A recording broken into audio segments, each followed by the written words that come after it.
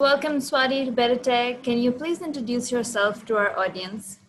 Yes, I'm Swathi Young, Chief Technology Officer of Integrity Management Services, a healthcare services and solutions company. My role here is to help Integrity Management Services launch new technology products, especially using artificial intelligence and machine learning. I also help with launching new technology services as well. I'm also a proud Women in AI ambassador. Women in AI is a nonprofit that started in France and has members with over 113 countries. And our goal is to increase diversity in the field of AI. I also have been chosen as the 2020 Forbes Technology Council member, where I contribute to exclusive content written on Forbes.com. I also recently co-authored the AI Playbook, Ethical AI Framework for the US federal government. I'm a practicing data scientist and use all the latest machine learning techniques to innovate new products and solutions. And I recently received the G2X Women in Leadership Impact Award. I'm very happy to talk to you all today. Great. Thank you for walking us through your credentials. And so, based on our discussion, considering your experience as a CTO and everything else, so we're basing our discussion today on innovation and AI, ethics, diversity, and beyond. So let's exactly start right with it. How do you define innovation? So innovation can be multiple things, but there are four real areas of innovation that I can help you understand. The four different types of innovation are breakthrough innovation, sustaining innovation, research-based innovation, and disruptive innovation. So each innovation type has its own definition, but the most commonly used, like sustaining innovation and disruptive innovation, are the ones that actually help launch new product solutions for complex problems or even existing problems. Or sometimes it is also used to give you and the organizations a competitive edge. So let me give you an example. An example can be Uber, where Uber actually took an age-old industry, which is taxis, and actually sort of innovated on the same business model, but a little differently. So instead of us using our hand to hail a taxi on the road or call a number, Uber took that and actually leveraged technology and made life easier for all customers so that you can actually request a taxi at your fingertips. Another example that came to mind is somebody had a complex problem where they wanted to use sensors underwater to detect pollution. So the team was in a room trying to come up with innovative solutions. And after a couple of hours, a marine biologist walked into the room and he explained that clams, one of the sea creatures, can detect pollutants at just a few parts per million. And when that happens, they open up their shells. And it turns out that they didn't really need a fancy sensor to detect pollutions, and just a simple one that could alert the systems to clams opening their shells. And they saved millions of dollars on that project. So like I said, there can be disruptive innovation or sustaining innovation, depending on where you are in the continuum of solving business problems. Right. And you mentioned these four types of different innovations, but we see that this term innovation itself is kind of just, like thrown around very colloquially. So what do you think people still get wrong about innovation? How are they like not hitting the mark on this? Yes, absolutely. So one of the things that organizations often think is that innovation is only possible if you have large dollars to invest in like innovation labs or even like innovation design thinking programs. But it can actually help even small businesses because let me take the example of what we are doing at Integrity Management Services, where I am the CTO. So we often conduct brainstorming sessions with our various team members and encourage actually whiteboarding different innovative ideas. And then the teams themselves will vote on the innovative ideas, and we will bubble up the most voted ideas, and they become a funnel to our innovation lab.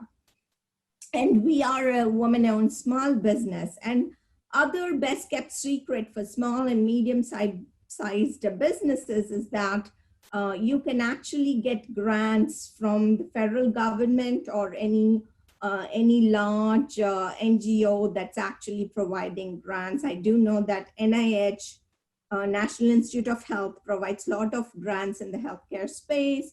Bill and Melinda Gates Foundation provides a lot of grants, and there are many, many more. So don't be afraid that you're a small or mid-sized company to go after innovation. You can start it like very simply by brainstorming with your team members, Right. and also encourage you to apply for those grants. Yeah, actually, thanks for bringing that up, because I see a lot of, different small scale startups kind of really struggling. They're like, oh, we don't have this much money to invest in innovation. We can't do this right now. It doesn't fall into our cycle. But the advice that you're giving right now is that one shouldn't be afraid of it. So I take it then, in your experience as a CDO, you've seen that innovation doesn't really, just have to be with someone that's like a large company. A startup can actually be quite successful at it. Exactly. And what are the three ways in which artificial intelligence can drive human innovation? Yeah, artificial intelligence is actually groundbreaking in its technology, but more interestingly in how it is being applied. I will start off with large tech companies. So Netflix actually researched that if a person searched for a movie or a show for more than 9 to 10 seconds, they actually give up and go elsewhere. So the Netflix recommendation what to watch next based on your past viewing history is one of the use cases of machine learning and AI that actually help them get an edge over other competitors. Similarly, another big tech company, Amazon, bought a robotic company that can help move their products in their warehouse, which is why today, with a click of a button in our phones, we are able to get the same day shipping. So obviously, robotics is very ingrained with machine learning and artificial intelligence. But at a small scale, I can tell you an example again at my own company. We innovated during this pandemic season to help businesses open safely. So we created CODA, which is a COVID-19 digital assistant, using machine learning and natural language processing to help businesses reopen their offices safely, where they can use CODA as a digital assistant. So it's maintaining social distance because it's on your phones that you can help screen your employees, customers, or contractors. So those are some use cases that come to top of my mind. Right. One of the next big things is AI's integration with AR, VR. How do you see that changing the face of innovation? Is that something that you feel like will rapidly fuel innovation? Yeah, absolutely. And I call this the convergence of emerging technologies. The AI is convergence of emerging converging. technologies? Sorry? Sorry, you said that you're calling it the emergence of converging technologies. Converging convergence of emerging technologies. Yeah. So AI converges with many emerging technologies like Internet of Things, drones, autonomous vehicles, self-driving cars, and AR, VR is one big aspect of it. So in the use cases, when you look at AR, VR, there are some specific use cases that AI can be leveraged. One is content creation. Obviously, when you come to a virtual reality world or an augmented reality world, you're talking about creating content graphically, and AI can be used or has been leveraged in the graphical design, because given a question to a machine learning algorithm, or an image analysis algorithm, it can give you relevant starting points. Not that it is doing the entire design, but it can Yeah. help you lay the groundwork design. It's also used in AR, VR use cases where next generations of doctors and pilots and surgeons are using augmented and virtual reality for their training purposes. So artificial intelligence can actually decipher how best the students are learning, and based on the students' learning abilities, propose different scenarios in AR and VR. The other big aspect of AR and VR is actually mapping the environment. So sometimes you want to create the virtual world that is as elaborate as real world. Because of that, you want experiences or actually spatial analysis from the real world to be transported into AR and VR. And that's where AI can help with the real world data mapping or geospatial analysis. And you take that geospatial analysis and transport it back to your AR, VR designs. And last but not the least, I want to say there's another use case I can think about is how to enhance the social media experience. So currently we use natural language processing and artificial intelligence to actually analyze sentiments on your social media presence. Large organizations are already using it. I think AR and VR will augment it to take it to the next level. So if you already know your customers like that Big Mac burger, how can you take that information that is analyzed by artificial intelligence and transport it back to AR and VR to give a customer a virtual experience with your particular new favorite items on the menu? Those are some use cases that are on top of mind. Yeah, I think they're really good use cases that you're talking about. And so we're talking about innovation. So I think it's befitting to kind of talk about how far we have come with the gender bias in tech.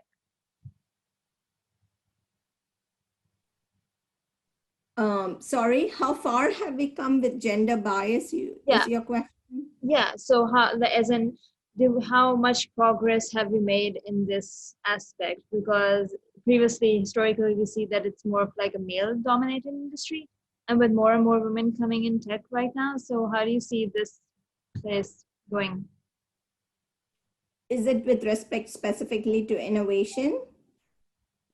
I'm just talking about like women in tech specifically, not just with Yeah, innovation and like an overall picture. Yeah, the overall picture is while it seems like women in tech are more, actually research shows that the women in tech is decreasing. So I've recently read reports from McKinsey and Bloomberg and others that actually while women in science are increasing, and science is like biotech and not biotech, actual biology and sciences, right? Like biosciences, the women are increasing. But unfortunately, there are lesser graduates today in technology than they were a couple of decades ago, according to research. Oh, So while it might seem like there are more women, actually statistically there are lesser women, and I know that the STEM for girls and STEM for women programs are on the horizon, or it's rising up, and hopefully that statistic will change in the future. okay. That's interesting. I didn't really know that the stats are saying that it's on the decrease.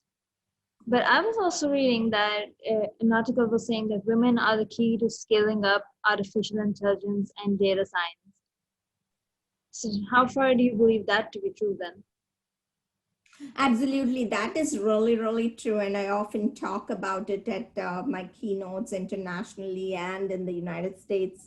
There is a scientific research correlation between bringing more women into artificial intelligence and the return on investment of your products or even your revenue. So I think there's another McKinsey study that shows how diversity of teams actually increases your finance for large organizations that they have researched. So essentially, artificial intelligence uses predominantly machine learning, which is based on data. Mm-hmm. And also, you are concerned about how the outcomes of machine learning are going to impact the society. And for that, I want to bring about two use cases. One is a man was uploading his passport to a facial recognition technology in New Zealand, and the passport was rejected because it said the man's eyes are closed. It happened to be a man of Asian descent who is predestined to have eyes in a particular manner. So, what it clearly shows is that they didn't have enough ethnic and racial representation in their facial recognition and other artificial intelligence technologies. And the other use case I want to talk about is how all the voice bots that we have, whether it's Alexa or it's Siri or it's Google Home and Cortana, et cetera, have all female voices. Obviously, there is a huge psychology behind why it is a female voice, because big tech companies think female voices sell more. Female voices can be mapped historically to subvertent and subpar services. So there is a lot of reasons behind that. So what is very important is to have diversity on your team, not just on the team developing artificial intelligence applications, but on the team of stakeholders evaluating these applications. And the stakeholders, when I meant, is not just the engineering and technology teams, but the stakeholders can be business leaders, can be legal, can be philosophers. We find more and more philosophers advising companies on the ethics of AI. So it is, research has shown that it is better to have a diverse team. And women also bring that whole balance act of balancing the left brain to the right brain. So we combine the analytical skills with creative skills. So World Economics Forum's Future of Jobs report actually mentions top 10 skill sets that you need to have in the next 5 years as jobs are changing. And you see most of the skill sets are emphasizing on creative thinking, empathy, multitasking, listening, all the skills that women are very good at. So absolutely, you need to enhance your team to have more women at the table. Yeah, absolutely. I agree as well. And just coming back to the topic of innovation, what does the business innovation model for emerging technologies look like going into 2021? Yeah, going into 2021, you will see more and more convergence of these emerging technologies. We have already spoken of convergence of VR, AR. Then there is other use cases of convergence of Internet of Things with AI, as well as more and more organization adopting artificial intelligence. Obviously, COVID-19 pandemic has unfortunately led to many businesses closing down. So it's all the more reason for businesses to innovate rapidly so that they stay ahead of the curve, they meet customer expectations, and they have competitive advantage. And all that is possible by using artificial intelligence that actually provides you the competitive edge. So again, when you talk about innovation, how can you actually address a business problem using artificial intelligence, and not for the sake of just checking the box, but actually addressing business problems for a customer using AI is a way to stay ahead of your competition and ensure that your business is not skyrocketing in the reverse direction. And can a more diverse and inclusive workforce have anything to do with a company being more innovative? Yes, I think I will circle back to your question about women and AI. It's the same thing. The research, many research articles, you just Google diversity plus revenue for companies. I have recently read a McKinsey report, I've read a Bloomberg report, and many other reports out there that has correlated diversity to actual revenue.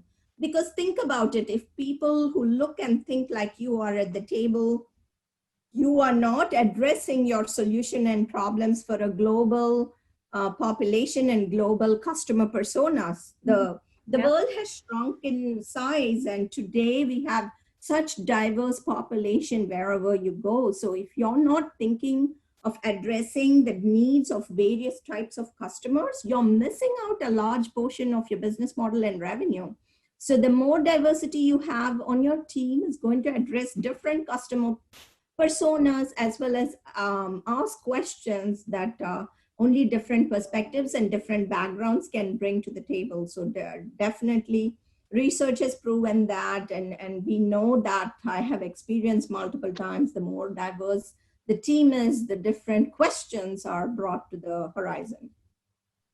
And just as an ending note, Swathi, so what advice would you say, or any aspect that a CTO should have? How can they basically ensure that your workforce is diverse?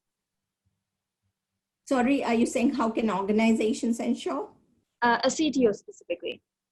A CTO, yes, absolutely. And this, I was interestingly speaking at a conference yesterday with the similar questions, how to increase diversity and the pipeline of candidates. I think you have to think about recruitment a little differently. Gone are the days that you have to check a box where the person is gone to which university. These days, in the last 10 years, we have seen innovation on online platforms like Coursera, Udacity, what have you, that people are self-learning and Yeah. actually increasing their skill set. So what I want to look is at a pool of candidates that can solve business problems creatively, and not necessarily they came branded from a particular university with a certain GPA. So that's number one. The second thing is that you have to think differently about various perspectives. So if you are a white male and you're interviewing, or you're recruiting for a candidate,